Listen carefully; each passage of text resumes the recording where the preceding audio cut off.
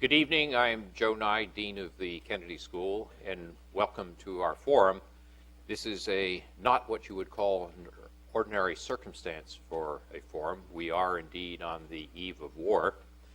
And speaking as Dean, I want to say that the Kennedy School community has a long tradition and reputation for debating difficult policy issues, but preserving what is essential to a university, which is we're the place, that part of society, where we bring reason to deeply emotional policy issues. And in that sense, while we have different views among ourselves, we do not have an institutional position. Our institutional role is to make sure that we have reasoned discussion and debate of these policy issues. And that reasoned discussion and debate depends upon civility. And I'm pleased to say that we have a tradition of that civility, of respecting each other's views, even when we have deep disagreements. And that'll be true both tonight on this panel, where we have a range of views in the faculty, from those who oppose to those who reluctantly agree about the war, to the weeks ahead, where the community as a whole, students, faculty, and staff, will have the same set of views. So I think it's essential that as we go through our discussions in this evening and in the weeks to come, that we remember what it is that makes this special, why it is that universities are different in bringing reason to bear when other parts of society often do not do so. In addition, I would remind you that tonight, after this forum, where you will hear from faculty members on it, there'll be a student-led and organized forum, which will be about what does public service mean in a time of war. And I'm very proud of the Kennedy School student government for organizing that, and I'll remind you of that at the end of the program. This evening, we're going to try to focus on a particular set of questions which were advertised in the announcement, which are those that revolve around one of the three major arguments that have been used for the war, and that's the argument related to regime change and democracy. If one looks at the arguments that President Bush has used, there are really three main arguments. One has been that there's been a connection to terrorism in September 11th. That does not have wide belief outside the United States, though apparently about half the American people think there's a connection. The second argument has been the argument about disarmament, that Saddam Hussein has violated resolutions since Resolution 687 by preserving weapons of mass destruction. He's violated Resolution 1441 that was passed in September, and that the enforcement of UN resolutions that were Chapter 7 resolutions is an appropriate use of force. And indeed, the British Attorney General argued just recently that there was a legal basis resting on those resolutions for the war. In any case, people are divided on that issue, but there has been a good deal of discussion of it. The third issue, though, is the one that third question is the one that we want to try to focus on, at least initially tonight. And that's the argument that that Saddam Hussein is a brutal dictator of a large, mostly secular society, and that the removal of Saddam Hussein will not only be better for the human rights of the Iraqi people, but would be a way to create democracy in Iraq and thereby spread democracy in the Middle East. And that this transformation of not only Iraq but the Middle East is the argument for going to war, even though it may sometimes fly in the face of the other arguments. For example, people who in the international community who believed that this was about disarmament, who heard the administration talking about regime change, said, well, wait a minute, why are we going along on this disarmament if you're going to do regime change anyway? So there are problems about the consistency of whether these three arguments trip all over each other, but let's not worry about that tonight. Let's focus on this key or central argument, which is the question of what are the prospects for creating democracy in Iraq and the Middle East. And I'm going to ask questions of our panelists that are related to that set of themes. And then as we open it up to the audience, as a veteran of Kennedy School forums, I know there's no constraining what people will ask in their questions. But at least at the beginning, we'll try to have something of a theme along those lines. Let me start with Stephen Walt, immediately to my left. Steve Walt is, as those of you at the school know, our academic dean. He is also a very distinguished professor who has written widely in the field of international politics, and most recently has been a major participant in the debate among intellectuals about the issue of whether we should go to war in Iraq, and has been, I would say, one of the leading voices among realists who say we should not go to war. But that's not the question I'm putting to him tonight. The question that I want to put to you, Steve, is what can you generalize from the experience that the United States has had with using military force to occupy countries and try to create democracy? What does the record show? In other words, if we were to say, what are the topic tonight, what are the prospects for creating democracy in Iraq after this war, what does history tell us? Okay. If we take a broad historical view, the first point I'd make is that this is a pretty familiar story. Major powers have imposed their will on weaker societies at lots of points in history. They've done so because they thought it was in their security interests, and they've usually convinced themselves that doing this was good for the people they were doing it to or doing it for.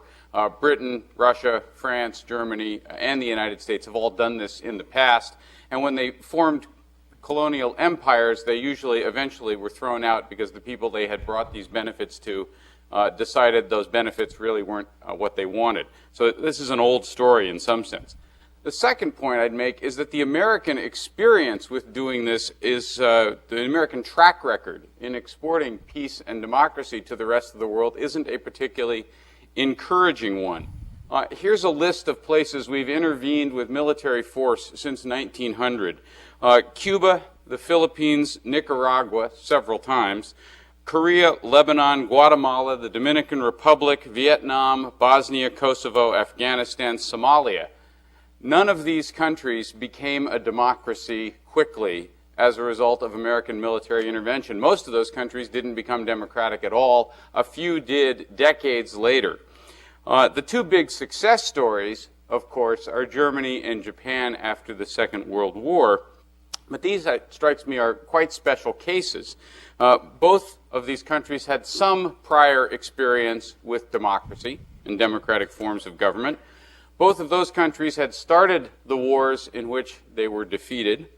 And most important of all, both of those societies faced an external enemy, the Soviet Union, and a fear of communism at home that gave them a very powerful reason to want to ally with us. And finally, it's worth remembering that we ended up keeping troops in Germany and Japan for the next 50 years. It wasn't a case of going into these societies and leaving later. For that matter, South Korea, which has become democratic over a period of decades, we also still have troops in. Just one final closing point on this is what the prospects are. Will Iraq be different? I'll just quote you a noted American foreign policy expert who says, once you've got Baghdad, it's not clear what you do with it. Is it going to be a Shia regime, a Sunni regime, or a Kurdish regime? How much credibility is that government going to have if it's set up by the U.S. military? How long do we have to stay, and what happens once we leave? That was Secretary of Defense Dick Cheney in 1991, explaining why going to Baghdad wasn't a good idea. Those are still very valid questions to answer tonight and in the weeks to come.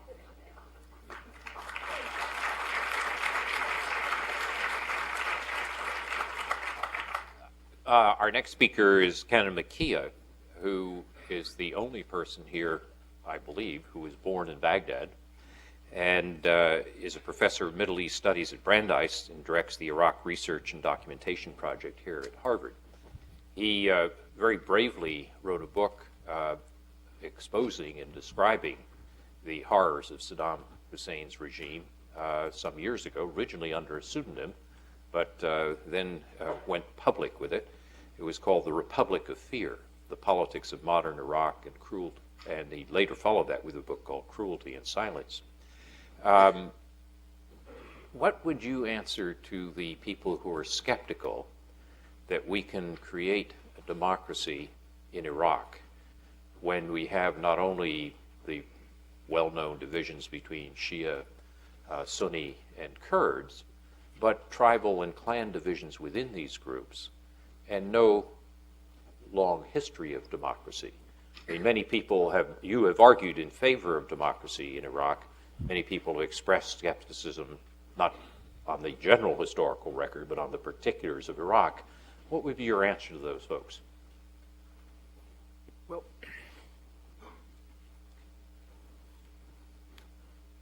firstly, that old bugbear of the divisions of Iraq into Shia, Sunni, and Kurdish divisions that are always presented as being the reason why this country is somehow stuck in ancient feuds and that go back to primordial times. That, it seems to me, is where one must begin. It's a fallacy. It's a myth. It's very much a journalistic myth that's been peddled around. That's not to say that there aren't tribal problems, tribal divisions. They're very, very minor. Iraq is an 80% urbanized society. It's a society with universities all over the place. It is a society that has supported a very large middle class, a technocratic class. It's one of the most well-read and most literate populations in the Middle East. It is a society that produced technicians capable of turning weapons around and generating weapons of mass destruction and modifying and creating them from scratch. It's actually boasted the first a woman directs the whole germ warfare program in Iraq, has done for 25 years. It's a society in which those divisions that you mentioned have never erupted as they have in Lebanon or other parts of say, the Balkans, into conflict at the social level. The differences and the conflicts that occurred are always state-driven. They're from the top down, and they've been accentuated during the course of this regime. So there is no reason, by looking back at Iraqi history, which is a violent history in other respects, but it's not these divisions that are central to it. There's no reason looking at Iraqi history to think it cannot make the break. Another, if I might say, very important point here is to misunderstand completely the nature of the regime that we're dealing with here. I noticed my colleague said that we are talking about a country or a situation in Iraq where a major power is imposing its will on a weaker society. That's not at all the way Iraqis see it. The Iraqis are, by and large, welcoming this intrusion by a major power. They don't feel it as an imposition of the will. Right now, hundreds of my colleagues here in the West, in the United States, are pouring into Kuwait to join General Gardner's team. Thousands more are already in northern Iraq, infiltrating Iraqi cities. You can expect large sections, many Iraqi cities, or portions thereof, to fall before the American army even enters them. The idea that the networks that have been developed by these people over many, many years, by the Democratic wing of the opposition, I might add, you will see its work in the coming weeks of the war itself. It will not be the case that an American army enters into a defeated population as it did in Germany. It will be a population that will wake up the day afterwards. It's exactly opposite to the scenario presented by my colleague. And that means you have a very different paradigm. You have a very different model in Iraq. One might as well begin with the specificities of the Iraqi situation and not generalities which are very true in the case of the many examples that he mentioned. But each country is different, and the Iraqi case is very different too. If I might add, one other little thing bothers me about this title here, an advance war in Iraq, an advance or a setback to Middle East peace. Well, now I saw that title and I just grabbed this thing off the shelf. I hope you don't mind a little bit of drama here, but it's an Arabic register which I was given about 10 years ago by the Kurds, and it contains, it's called here, Register of Eliminated Villages. We have here the governorate, district, sub-district, name of eliminated villages, map references, more map references, date of elimination, and observations and comments on the villages. Inside this one book alone, you have 396 eliminated villages. Now, that is slightly more than 10% of the total number of villages we know were wiped out in Iraq. Now, how anybody can think doing away with a regime that has done that is in somehow, whatever else may happen, even if it's not called democracy, just a slight, whatever else may happen in the country, is not going to be an advance to peace in the Middle East in the very general, broad sense of those words. I don't know what they're talking about. Thank you. Thank you.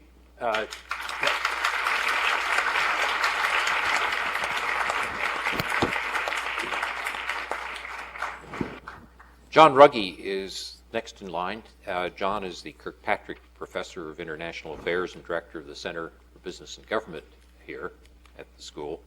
And from 97 to 2001, he was Assistant Secretary General of the UN and a key advisor to Kofi Annan. John, you and I recently heard Kofi Annan say, the UN does not do regime change. It is difficult for states in the UN to agree that regimes should be changed. It does disarmament, it does peacekeeping and other things, but not regime change. And we saw that the UN that we were not able to get a Security Council majority on this question of whether there should be a second resolution backing up the 1441 resolution. How much damage has that done to the capacity of the UN to help reconstruct Iraq after the war? In other words, to what extent will the Bush administration need to turn to the UN? And if it turns to the UN, will there be somebody there? And how will the UN play a role after the fighting, after the shots have died down?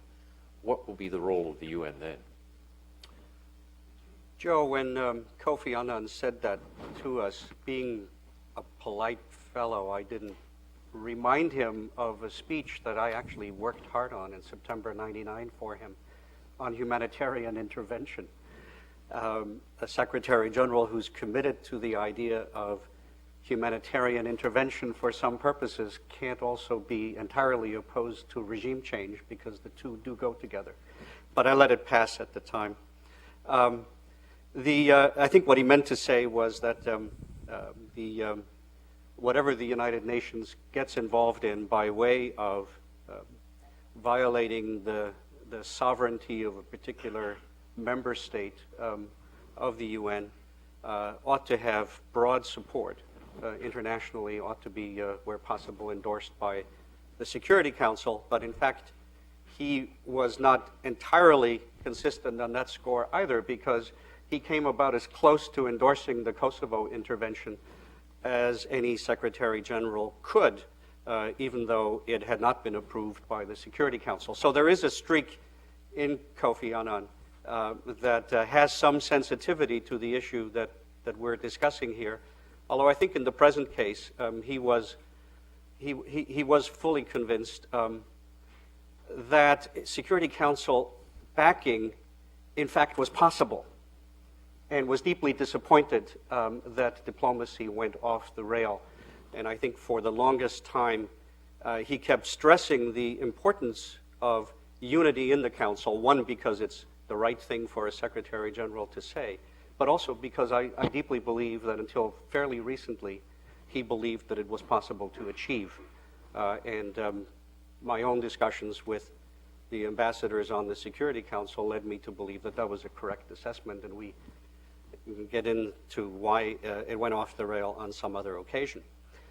So that would be the first part of my answer. The second part of my answer is that what role the UN plays after the shooting stops has far less to do with Kofi Annan and with the United Nations than it does with the United States and the decisions that are made in Washington. And there, I'm not particularly sanguine. On the part of the UN, there has been a planning committee chaired by the Deputy Secretary General now for a couple of months, on post-war planning for humanitarian work, which is going to be absolutely critical. 2/3 of the Iraqi population depends on food support from the Oil for Food program. That has to be put back together immediately, somehow. So humanitarian work, reconstruction, and institution building is something that the UN has been involved in elsewhere, and that's what this task force has been doing. They're as prepared as one can be. If you don't understand what the overall political framework is going to look like, you can only do so much of that kind of planning. But my concern is actually with the administration in Washington, not with the team in New York. If I review the cast of characters in the administration, there aren't a lot of people who, by genetic predisposition, have the experience or the sensitivity to reach out and to be maximally inclusive, as you have to be, it seems to me, in order to make a political rebuilding of Iraq a successful rebuilding, a high probability event. The post-war coordination with the United Nations has been very limited. There have been only a couple of visits from Washington to the UN to talk about what needs to be done after the war. The NGOs who will be on the front lines for providing humanitarian assistance and other kind of work have not been adequately consulted. They're not quite sure what they're supposed to do. I think in part that exemplifies a certain predisposition on the part of the administration. And I would say finally that the track record in Afghanistan is decidedly mixed. When the U.S. has been forced to choose between institution building in Afghanistan or meeting the immediate agenda of United States interests in, for example, chasing al-Qaeda, institution building in Afghanistan has suffered. So my concern, Joe, to summarize again, is not with the UN. I think they will be ready to do whatever they're asked to do. My concern is with Washington. Thank you.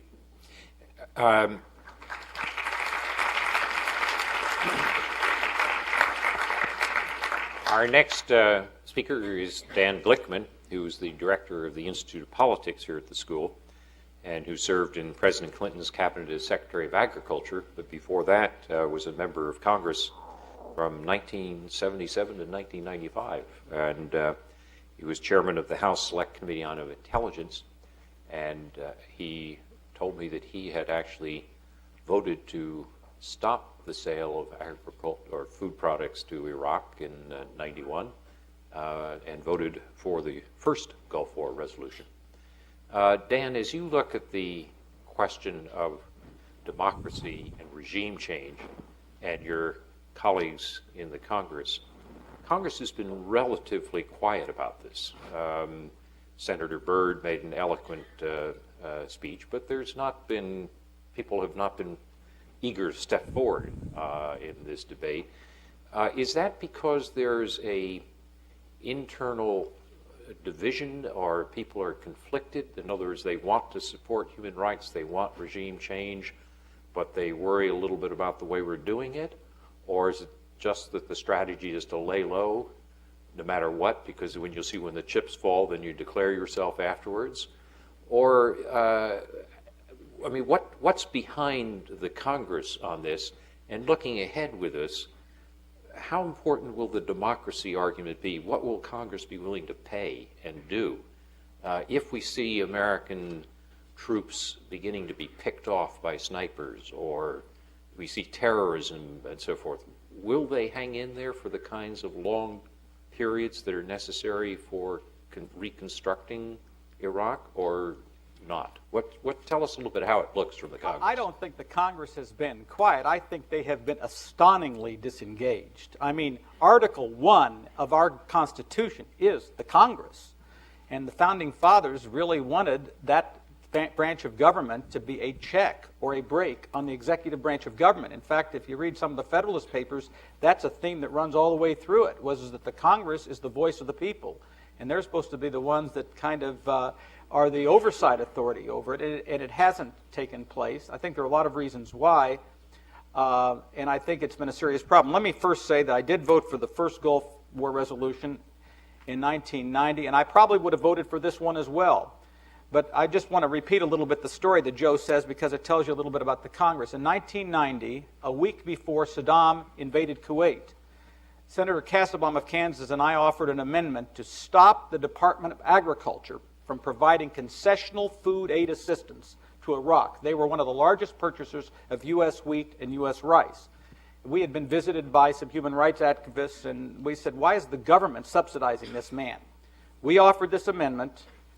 We first won, and then we lost on a revote. The administration at that time of George Bush Sr., 41, argued strongly against the amendment, and a week later, Saddam invades Kuwait. It kind of leads you to believe that perhaps over a period of time, the set of signals that might have been sent by both the administration and the Congress were not very realistic in dealing with this madman. And so I think that we have to look at that from the standpoint of the future. The second point I would make is this.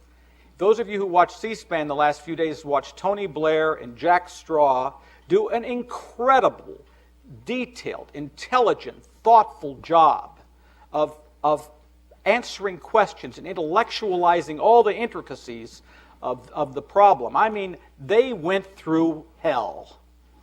And I turned on C-SPAN and watched the United States Senate at the same time debate the reallocation of education funds from one account to the other.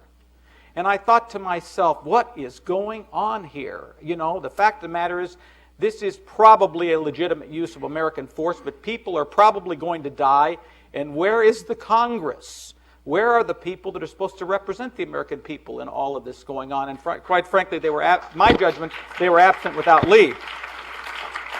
Now, there are a lot of reasons for this. I think part of it has to do with the fact that, as Joe mentioned, you know, success has as many fathers and failure as an orphan.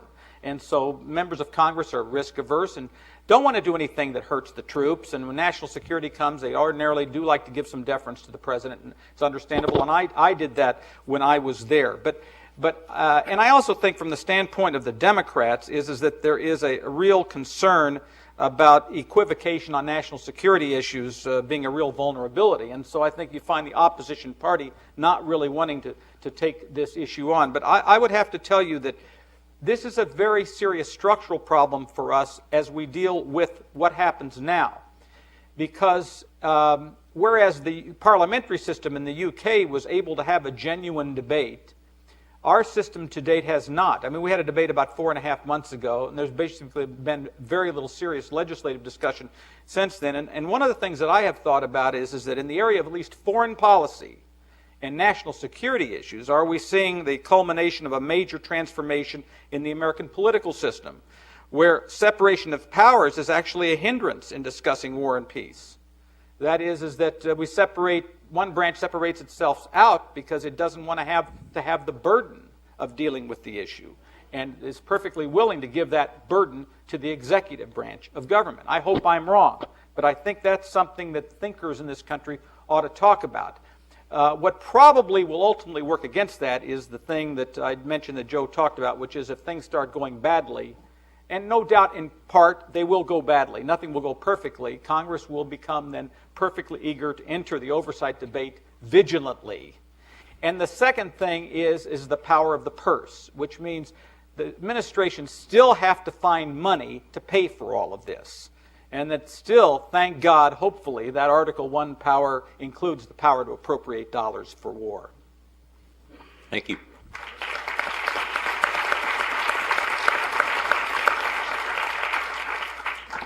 Our final panel member is Michael Ignatiev, who's the Carr Professor of Human Rights Practice and Director of the Carr Center on Human Rights Policy here at the school. He was also a member of the Independent Kosovo Commission, one of the leading public intellectuals who's dealt with these issues, recent author of a very interesting and provocative article in the Times Magazine called The American Empire, The Burden. And let me ask Michael to say a little bit about where the human rights community has been on this issue and where it may be going. I'll preface that by saying the Kennedy School, I think, has had more than a half a dozen forums on Iraq in the last few months. To my mind, one of the most interesting ones was when we had Christopher Hitchens and Brian Hare here. And the reason it was particularly interesting is that they reversed positions from where they were in '91. Brian Hare, who was head of Catholic Charities, had in '91 supported the first Gulf War and now opposed this war on the grounds that it had not been proven to be necessary and therefore, to his mind, did not meet the final criteria of last resort that is essential in just war theory. And Hitchens, who had actually opposed the first Gulf War, was in favor of this Gulf War, largely because Saddam Hussein was such a tyrant. Essentially, it was a human rights argument. Is there a consensus within the human rights community about this? How long will it stand up? What happens as we look into the questions that you raised when you said American Empire, the burden? Will the human rights people be there urging that we stay in after their Somalia-like episodes, which start to illustrate for the American people some of the costs that go along with empire? So tell us a little bit about the human rights community and their staying power. I think, first of all, Joe, that the use of human rights arguments to justify coercive military force are controversial at all times in the human rights community, partly because of the right to life, the sense that human rights commits you to respect human life. It's a deontological system that says it doesn't matter whether 25 million people gain their freedom if 10, 15, 20,000 people die. It's a system that says you can't make moral and public policy choices in straight utilitarian terms. If that cost is there, it's a real irrevocable human loss. So many human rights professionals believe passionately that it was wrong for the president to use the human rights characteristics of the regime so eloquently described when Kanan showed you that book, that it was wrong for the president to use human rights arguments to craft a case for coercive inspections and then the use of force. There are other human rights people, myself included, who believe that the human rights characteristics of the regime are deeply relevant to the question of whether force is justified, because the human rights character of the regime tells you whether it is an external danger and whether its possession of weapons of mass destruction constitutes a threat to international peace and security under the Charter. So let's be clear, there is a very deep division about the appropriateness of human rights arguments in this case, and most human rights organizations have not taken an explicit position in favor or against war. They have tried instead to use their platform, Human Rights Watch, Amnesty, other organizations, to warn the public, quite appropriately, of the very large human costs that may be entailed. And every one of us tonight knows that young American men and women, young Iraqi men and women, may be dying by the time this forum is over. So human rights has a useful function in the sense of warning us of those costs. But I, to state my own view, believe that in crafting arguments for the use of force, human rights arguments are relevant, deeply relevant. Moving to the future, to pick up some of the things that have been said, and I'm saying them partly because one of the students whom I think many members of the school remember with deep affection, Ali Sindhi, Kennedy School mid-career, is in Erbil, or in the countryside north of Erbil right now, sending members of this community emails telling them what it's like to expect imminent attack. This is relevant because to the question, can you build a nation in Iraq following war? Ali Sindi and 5 million Kurds in the no-fly zone have been creating a nation, building institutions, building free institutions, building economic development since 1991. So to the claim it can't be done, you can adduce the undeniable progress that the Kurds in that no-fly zone have made since 1991. If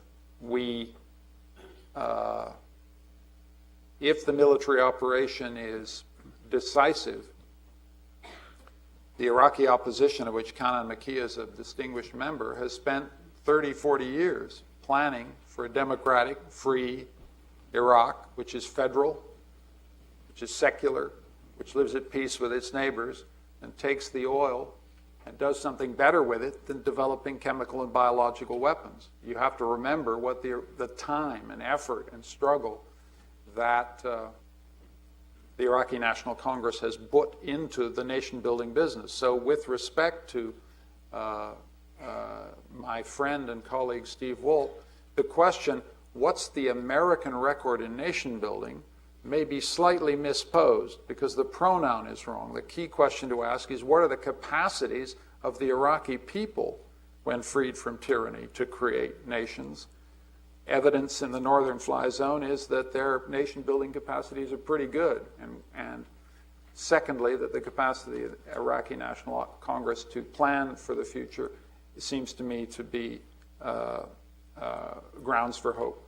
The second thing I think that's very important to say, however, is that Prime Minister Blair, and I think much more reluctantly President Bush, have seen an entailment, a linkage between nation building in Iraq and nation building in the Middle East. That is, there is an entailment between justice for the Iraqi people and justice for the Palestinian people.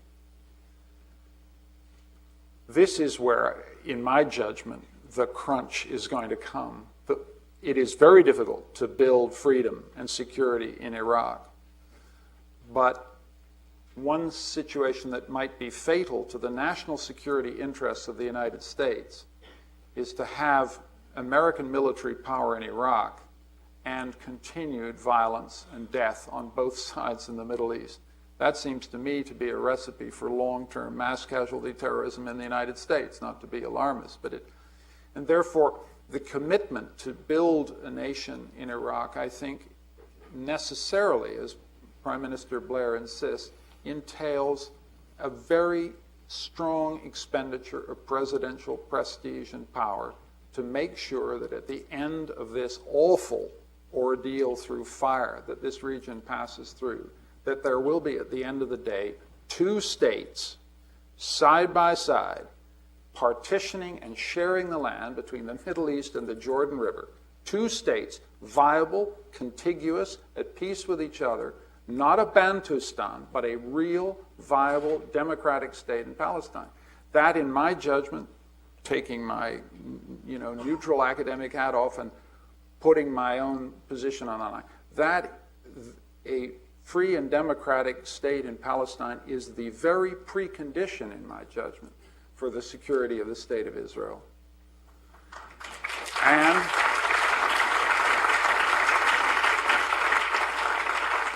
And it is also, in national security terms, the very precondition for the capacity of American power to go into